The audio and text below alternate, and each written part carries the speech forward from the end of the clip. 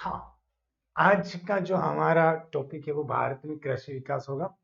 भारत में कृषि वानिकी का विकास होगा। हम आज उस टॉपिक के बारे में बात करेंगे। तो आप लिखिए भारत में कृषि विकास।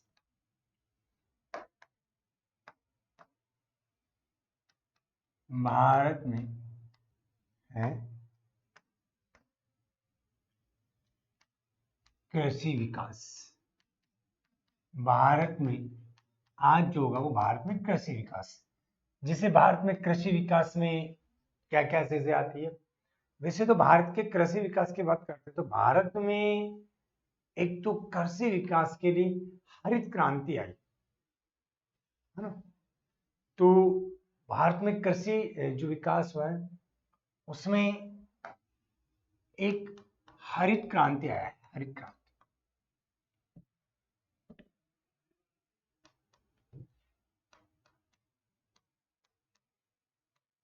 हरित क्रांति, हरित क्रांति आई। Hello sir, Hemant Saini sir, मैं बहुत लेट हो गया तो अब लाइव क्लास लूँ या रिकॉर्डेड से नोट्स बनाऊँ। तो हेमंत सोनी, आप अगर काफ़ी लेट हो तो आप रिकॉर्डेड से बनाइए, लाइव से लेने का कोई मतलब नहीं है। क्योंकि आप कह रहे हो कि मैं बहुत लेट हो गया। जब आप बहुत लेट हो गए तो फिर लाइव का तो क्या मतलब है। ठीक है, देखो हरित क्रांति। वैसे अगर हम भारत में हरित क्रांति की बात करें तो भारत में जो हरित क्रांति की शुरुआत मानी जाती है वो 1966 और 67 में मानी जाती है। ठीक है, इसका उद्देश्य क्या था? खाद्यान्न को बढ़ावा था। अगर हम बात करें, जिससे कि यहाँ कुछ फैक्ट्स की अगर हम बात करें कि वैसे अगर मैं बात करूं विश्व में हरित क्रांति के जनक,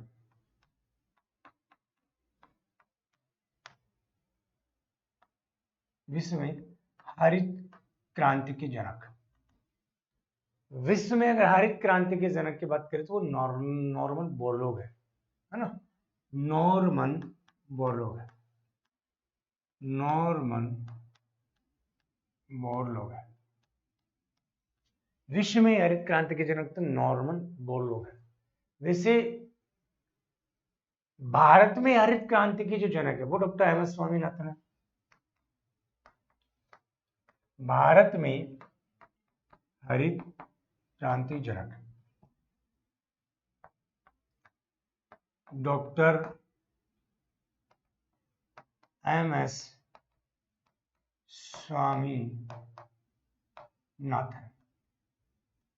डॉक्टर एम एस स्वामीनाथन है भारत में जो जनक है। वैसे हरित क्रांति शब्द का जो प्रयोग किया वो विलियम गेंड के द्वारा किया गया, है ना। हरित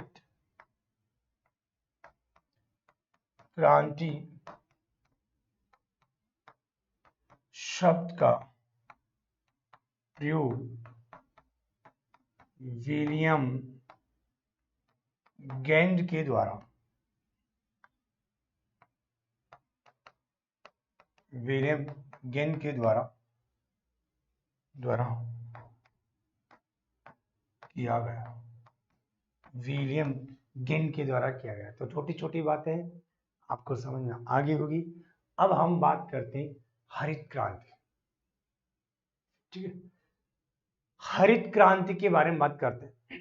तो हरित क्रांति के लिए उत्तरदायी कारक क्या क्या थे, हम सबसे पहले उसके बारे में बात करें। तो आप हेडिंग डालिए हरित क्रांति के लिए उत्तरदायी कारक। हरित क्रांति के लिए उत्तरदायी कारक कौन कौन से हैं? तो उत्तरदायी जो कारक है उसमें सबसे पहली बात तो कि इसमें उत्तम किस्म के बीजों का उपयोग करना है ना। पहला तो है कि उत्तम किस्म के बीजों का प्रयोग। क्या हो गया रे? उत्तम किस्म के बीजों का प्रयोग जो उन्नत किस्म उनका प्रयोग किया गया। ठीक है। जैसे जैसे हाइब्रिड है या संकर बीजों का प्रयोग है ना, जैसे हाइब्रिड है ना, जैसे हाइब्रिड या संकर बीजों का प्रयोग, संकर बीजों का प्रयोग।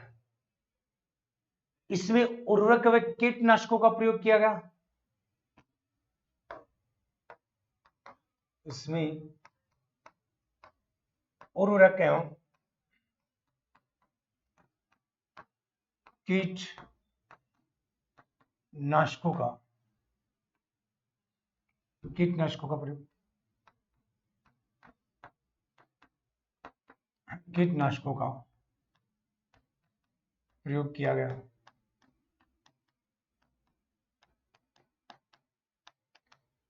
रासायनिक उर्वरक है ना, और दवाइयां हैं, जैसे आपने अभी खेतों में दवाइयां, जैसे अभी उड़द मूंग वगैरह की सीजन है, अभी बोया है, तो उनमें कोई दवाइयां, जैसे अगर कोई रोग लग गया हो तो उसमें दवाई का छिड़काव करना होता है।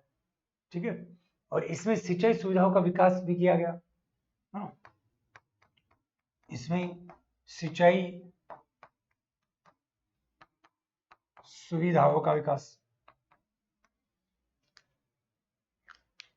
सिंचाई सुविधाओं का विकास किया। इसमें किसानों को ऋण की सुविधा उपलब्ध करवाई गई। किसानों को ऋण की सुविधा, ऋण की सुविधा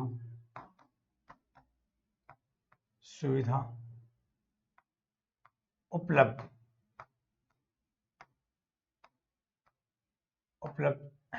करवाना। भाई सीधी सी बात यह है कि इसमें उर्वरक और कीटनाशकों का प्रयोग किया गया, सिंचाई की सुविधा, और किसानों को ऋण दिया गया ताकि किसान आगे आ सके और बढ़िया यंत्र ला सके और कृषि कर सके, है ना। तो ये इसका उत्तरदायी कारक है, इसको लिखो, फिर आगे बढ़ते हैं।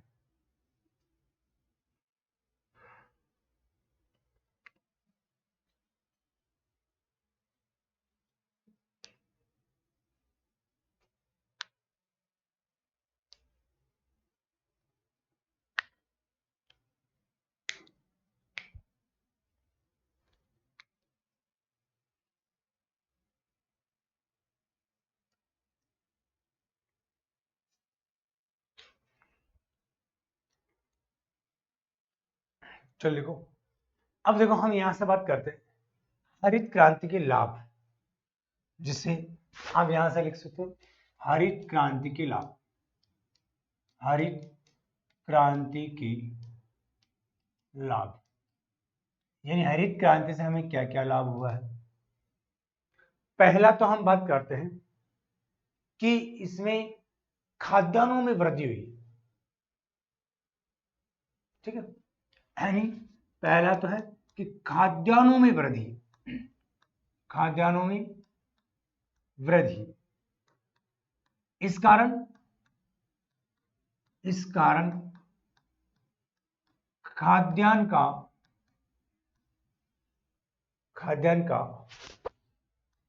आयात बंद हो गया।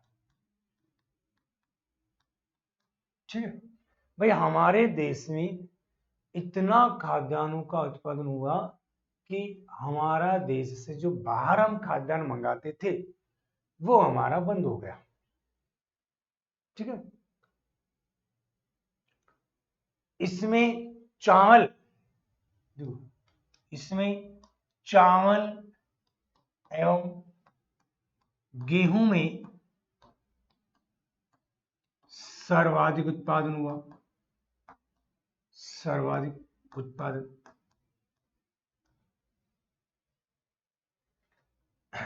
तीसरी बात, किसानों में आत्मनिर्भरता में, किसानों की आत्मनिर्भरता में वृद्धि।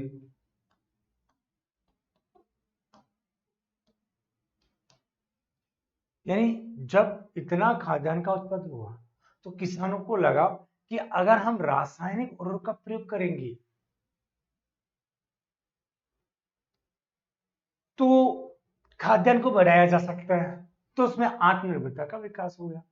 ठीक है, तो आप यहां पर लिखिए। हालांकि इससे नुकसान भी हुआ है। नुकसान क्या हुआ है जरा वो देखते हैं। तो ये तो लाभ के बारे में हम बात कर रहे हैं। अब हरित क्रांति के नुकसान भी हुए। अब नुकसान क्या है? पहला कि रासायनिक उर्वरकों का प्रयोग करने से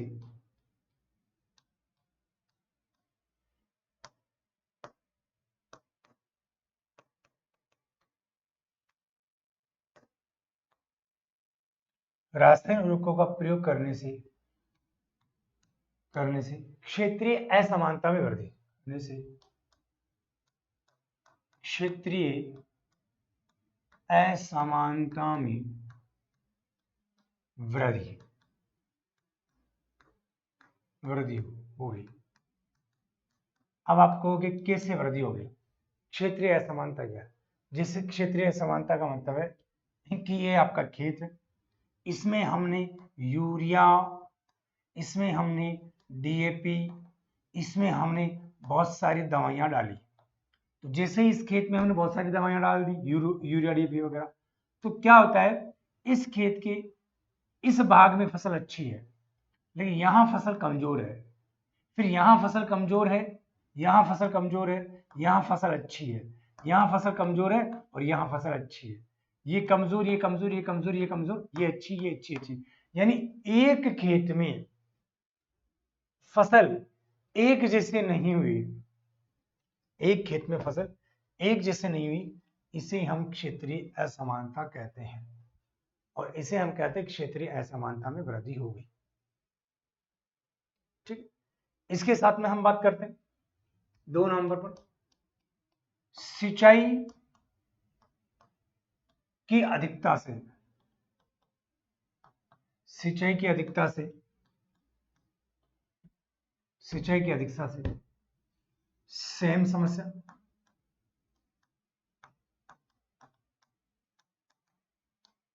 सेम की समस्या, जलाक्रांत, इसी को हम जलाक्रांत बोलते हैं,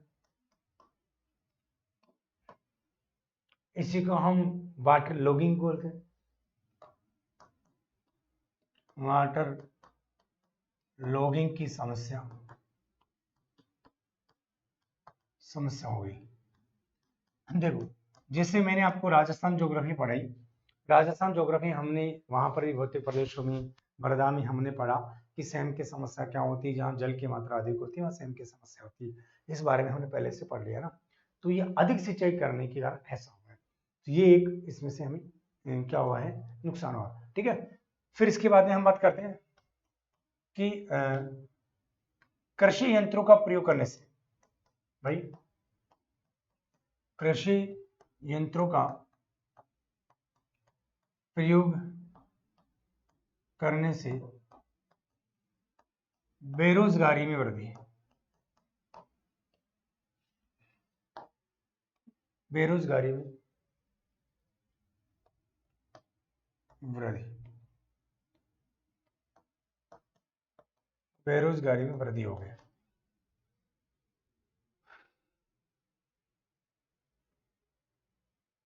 ठीक है, क्योंकि जैसे हम बात करते हैं कि यहाँ कृषि यंत्र, जैसे बड़े बड़े ट्रैक्टर, बड़ी बड़ी मशीनें उपयोग में लाए गए, और जो उपयोग में लाए गए थे पहले खेत में आदमी काम करते थे, उनको उसका पैसा मिलता था।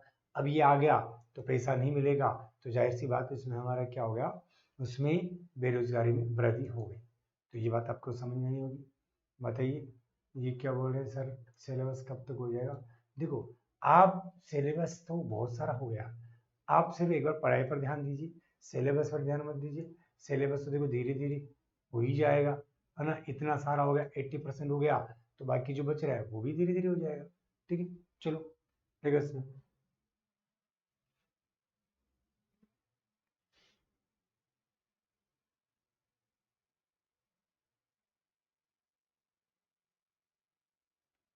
चलो, तो आपने लिख लिया होगा। अब आप हेडिंग लगाइए भारत में कृषि वानिकी। हेडिंग लगाइए भारत में कृषि वानिकी। भारत में कृषि वानिकी। वैसे अगर हम बात करते हैं भारत में जो कृषि वानिकी, जिसे हम सामाजिक वानिकी भी बोलते हैं, भारत में सामाजिक वानिकी का सबसे पहले जो प्रयोग किया वो राष्ट्रीय कृषि आयोग के द्वारा किया गया। ठीक है, और वो प्रयोग किया गया सन 1976 में। ठीक है, तो हम यहां पर लिख देते हैं भारत में सामाजिक वानिकी का सर्वप्रथम प्रयोग, सामाजिक वानिकी का सर्वप्रथम प्रयोग 1976 में 1976 में राष्ट्रीय कृषि आयोग द्वारा राष्ट्रीय कृषि आयोग द्वारा किया गया। आयोग द्वारा किया गया। आयोग द्वारा किया गया। तो सबसे पहले अब सामाजिक वानिकी शब्द का प्रयोग किया, और इस सामाजिक वानिकी का अर्थ क्या बताया। यहां सामाजिक वानिकी का अर्थ, यहां सामाजिक वानिकी अर्थ क्या बताया। वो अर्थ ये बताया कि जिसमें सामाजिक यानी गांव, जिसमें सामाजिक ग्रामीण तथा पर्यावरणीय दशा के आधार पर, यानी पर्यावरण के आधार पर वनों की सुरक्षा करना, उनका प्रबंधन करना। भाई इसमें आप ऐसे लिख सकते हो, इसमें वनों की सुरक्षा, वनों की सुरक्षा, वनों का प्रबंधन, वनों का प्रबंधन करना। ठीक है, और ग्रामीण क्षेत्र में वन से प्राप्त होने वाली उपज का लाभ उठाना, है ना। इसमें ग्रामीण क्षेत्र में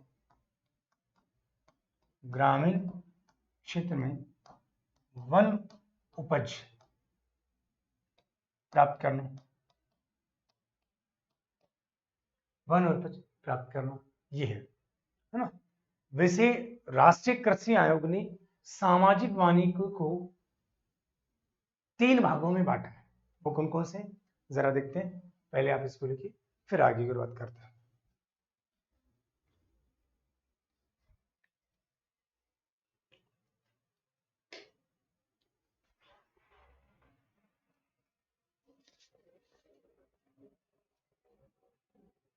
देखो, चलो देखो, राष्ट्रीय कृषि आयोग ने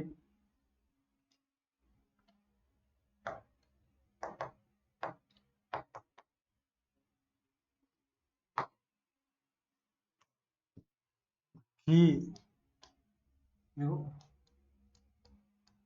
राष्ट्रीय कृषि आयोग ने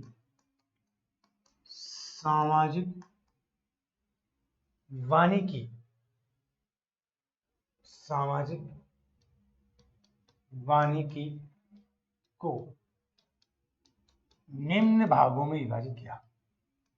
निम्न भागों में विभाजित किया। एक, इन्होंने शहरी वानिकी बोला है, एक शहरी वानिकी बोला है। एक शहरी होगा तो दूसरा ग्रामीण होगा। दूसरा कौन सा होगा,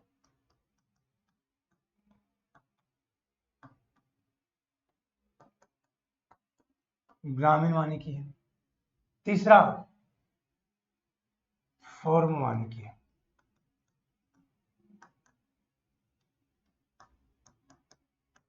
फॉर्म वानिकी। हाँ, यस, लिखो। शहरी वानिकी, ग्रामीण वानिकी और फॉर्म वानिकी। अब सबसे पहले आप इसमें लिखिए शहरी वानिकी।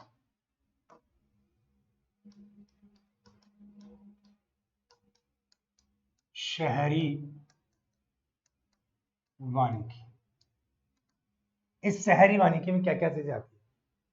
शहरी वानिकी में कहा है कि जो शहर है यानी जो नगर है, उन नगरों में जो निजी और सार्वजनिक भूमि है, कोई निजी भूमि है कोई सार्वजनिक भूमि में है, उन पर वृक्ष लगाना, जिसमें आप सड़कों के किनारे लगा सकते हो, रेलवे लाइन के किनारे लगा सकते हो, नगर पालिका है, नगर निगम की जो भूमि है वहां पर आप वन लगा सकते हो। ठीक है, तो यहां लिखो नगरीय भागों में, नगरीय नगरीय नगरीय भागों में निजी व नगरीय भागों में निजी एवं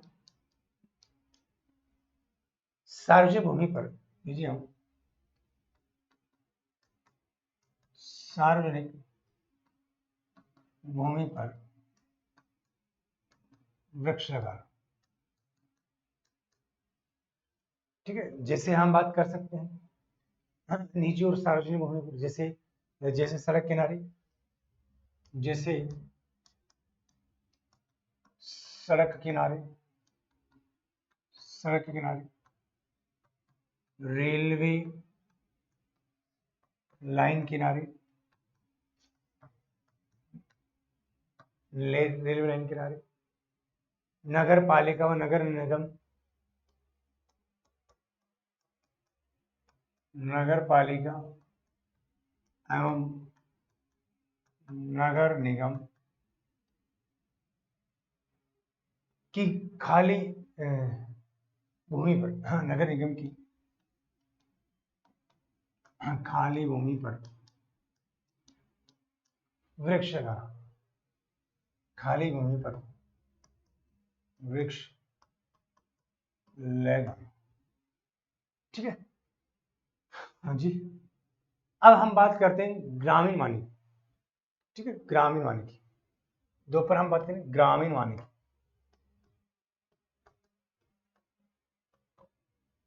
ग्रामीण वानिकी, और जो ग्रामीण वानिकी है इसके दो उपभाग है ना, इसके दो उपभाग हैं, इसके दो उपभाग हैं।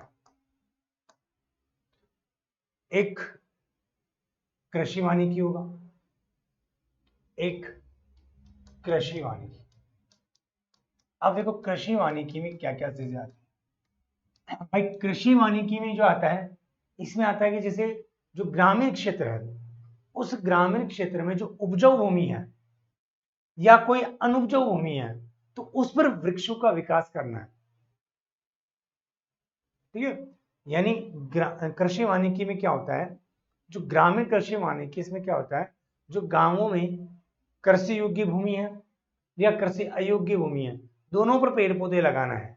ठीक है, और जो किसान है वो उपजाऊ भूमि पर फसल उत्पादन के साथ साथ में पेड़ पौधे भी लगा सकते हैं, जिनसे कि उनको वन की उपज प्राप्त हो सकती है। जैसे मान लो फल हो जाए, चारा हो जाए, लकड़ी हो जाए, फूल पत्तियां हो जाए, है ना।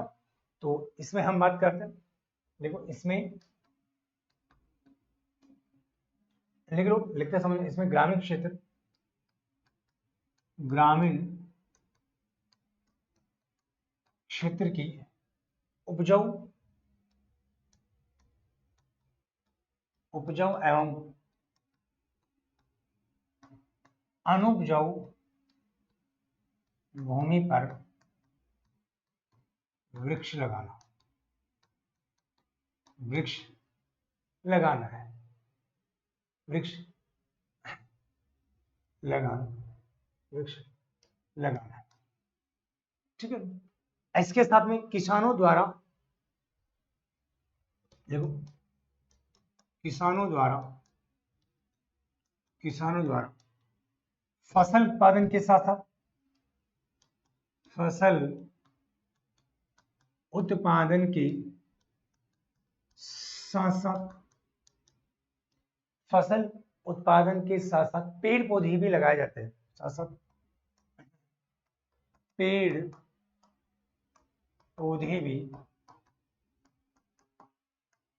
लगाए जाते हैं ताकि वनों से उपज प्राप्त हो सके, ताकि वनों से उपज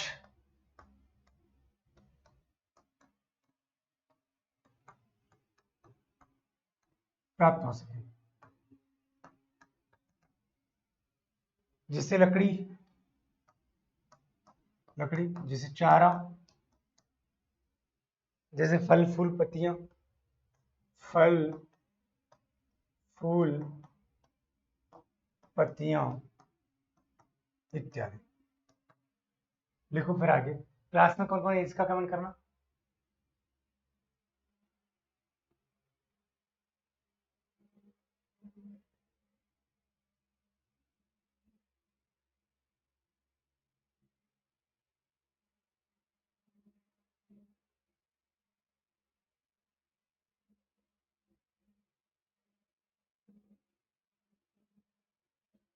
क्लास में कौन कौन है इसका कमेंट करना।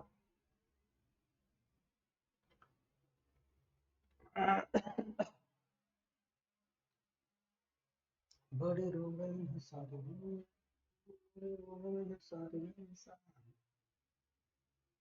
चलो इसके बाद में एक तो कृषि वानिकी हो गई, दूसरा यहां होगा समुदाय वानिकी।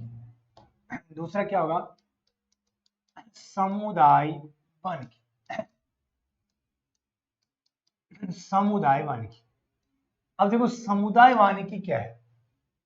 समुदाय वानिकी में जो ग्रामीण क्षेत्र में भूमिहीन किसान है, जिनके पास में भूमि नहीं है, यानी ग्रामीण क्षेत्र में भूमिहीन किसानों को वनों के विकास से जोड़ना है ना, तो हम कह सकते हैं ग्रामीण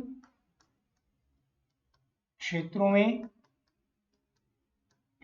में भूमिहीन किसानों को वनों के विकास के लिए जोड़ना, विकास के लिए जोड़ना। अब आप कहोगे सर जिनके पास में भूमि नहीं है उनको वनों के विकास से कैसे जोड़ेंगे, तो हम जैसे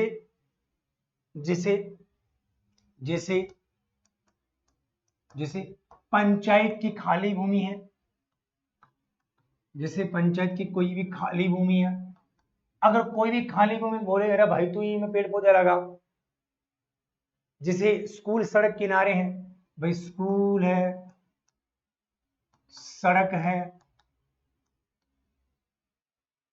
बस स्टैंड है, बस स्टैंड इत्यादि की खाली जगह पर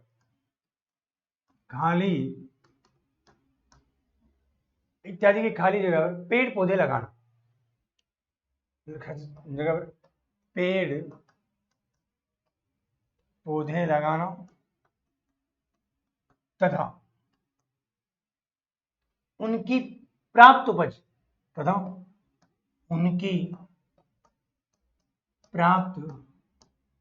उपज भूमिहीन लोगों को देना,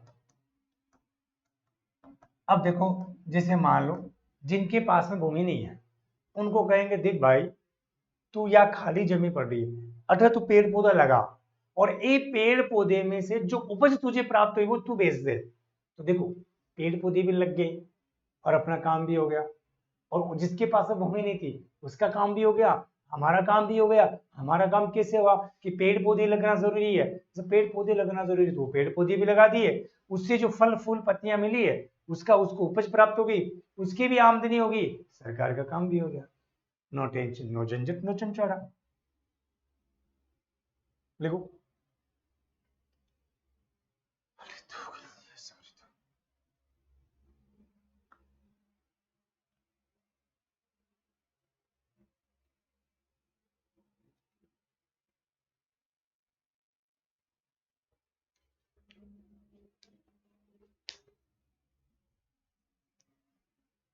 हो गया।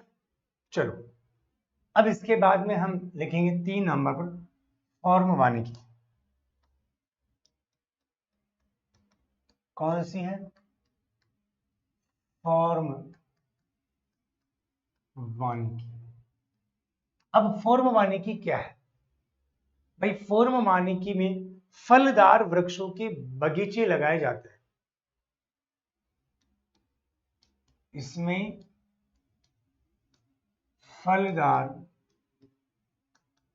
वृक्षों के बगीचे लगाए जाते हैं। बगीचे लगाए जाते हैं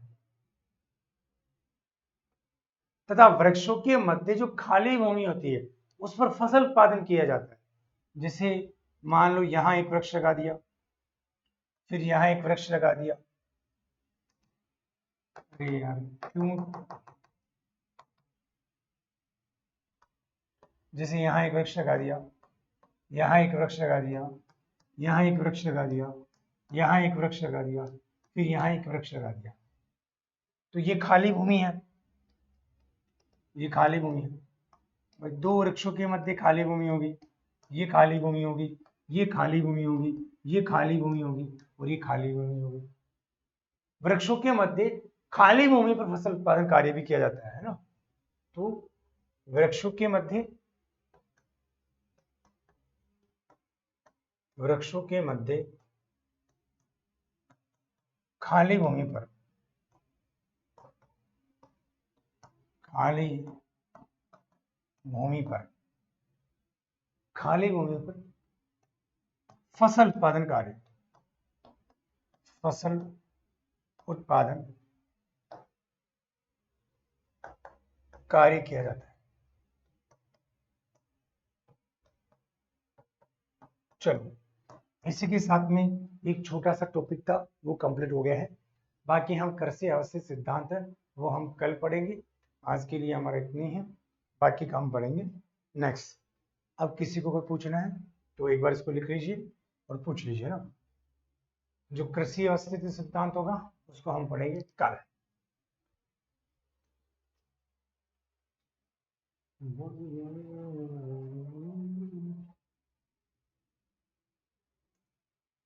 हाँ हो गया।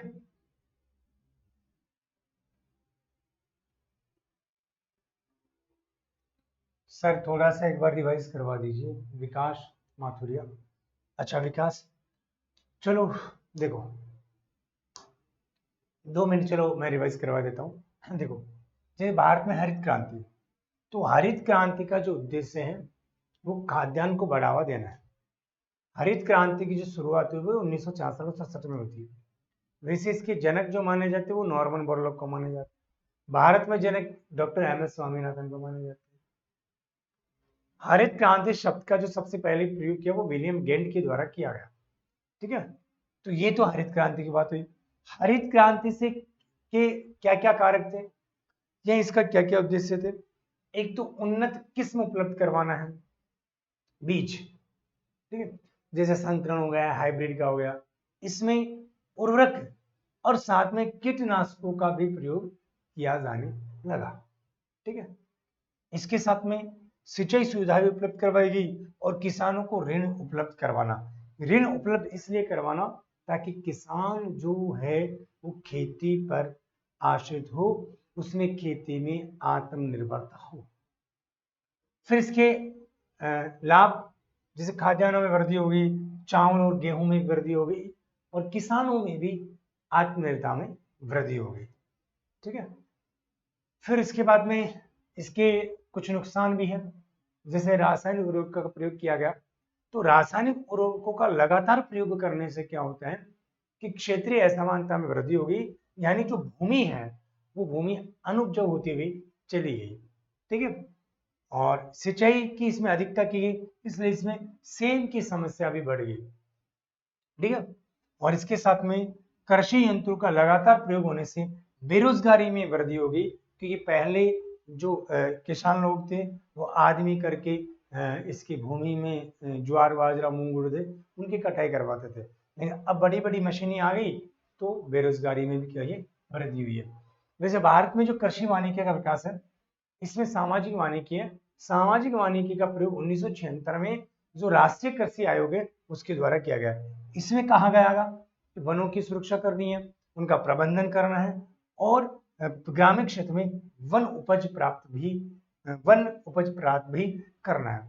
इसी के आधार पर जो सामाजिक वानिकी है, इसको 3 भागों में, कृषि, ग्रामीण और फार्म हाउस। अब जैसे इसके तो नाम से स्पष्ट है, देखो इनको याद करने की जरूरत नहीं है, सिर्फ थोड़ा सा पढ़ने की जरूरत है कि ये वाला मामला है।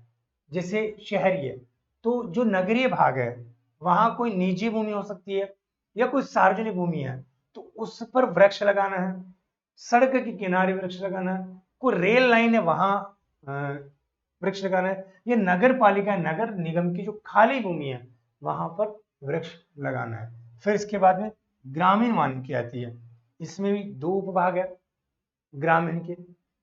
एक तो कृषि वानिकी होगा और दूसरे का समुदाय। अब कृषि वानिकी में तो क्या है, जैसे मान लो आपकी कोई भूमि है, तो आपकी भूमि उपजाऊ भी हो सकती है, आपकी भूमि अनुपजाऊ भी हो सकती है, उसमें फसल तो बोनी बोनी है, साथ में वृक्ष भी लगाना है, ताकि सामाजिक वानिकी को बढ़ावा मिल सके और उसके तहत हमें चारा फल फूल पत्तियां हमें प्राप्त हो सके।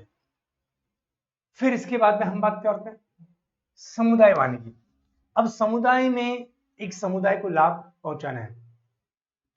जैसे गांव में कोई भी व्यक्ति है, उसके पास भूमि नहीं है, अगर उसके पास में भूमि नहीं है तो सरकार में जैसे ग्राम पंचायत की खाली भूमि है या सड़क स्कूल वगैरह की बहुत सारी खाली भूमि होती है, तो वहां पर उसको बोले भी तू वृक्षारोपण कर, और जो इस वृक्षारोपण में जो उपज प्राप्त होगी वो तू ही ले लेना, लेकिन वृक्षारोपण तो कर। तो उनमें बढ़ावा देना है।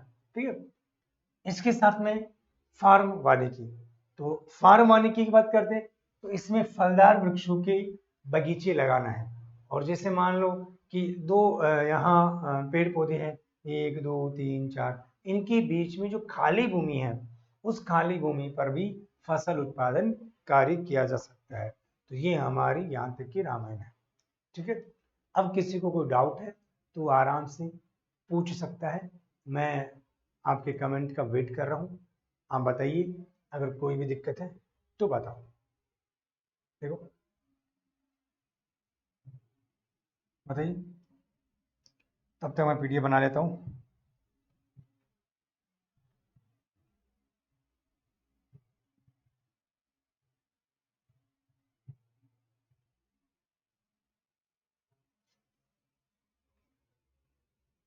हाँ जी, चलो सर पीडीएफ अपलोड करवा देना। ठीक है राहुल मेघवाल, हो जाएगा। चलो, और किसी को कुछ पूछना हो या किसी को कुछ भी नहीं पूछना है?